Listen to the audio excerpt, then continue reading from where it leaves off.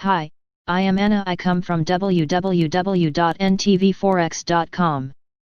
How long can Fed cancel gravity analysis? http ntvforex.com news ID D88884 8/3/2023 42:25 am.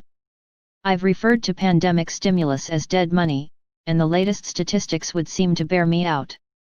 Far from pumping up the consumer economy, quite a few of the trillions of digital dollars ginned up by the central bank are being used to retire credit card debt. Delinquencies and new borrowing have fallen very sharply, and credit card balances are being paid down as though there actually were a tomorrow.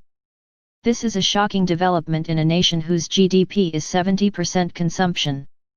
It's a good time to be debt-free, said one erstwhile shopper quoted in the Wall Street Journal, because soon I won't have a career. True enough, statistically speaking.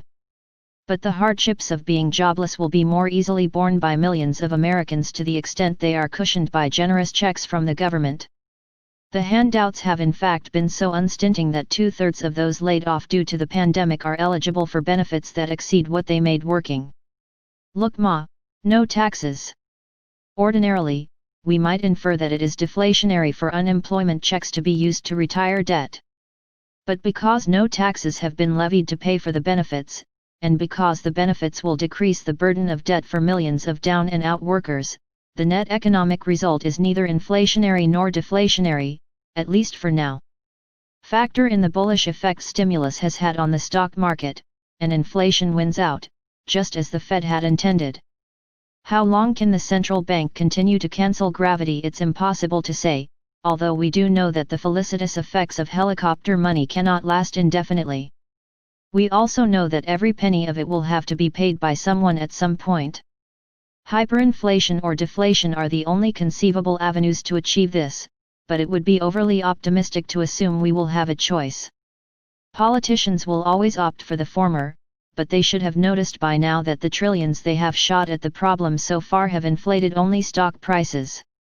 Judging from the headlines, one might infer that most of these pandering fools actually believe that Fed alchemy is an actual example of free lunch and that the bull market will continue indefinitely. The alternative is too scary to ponder, not just for politicians, but for all of us.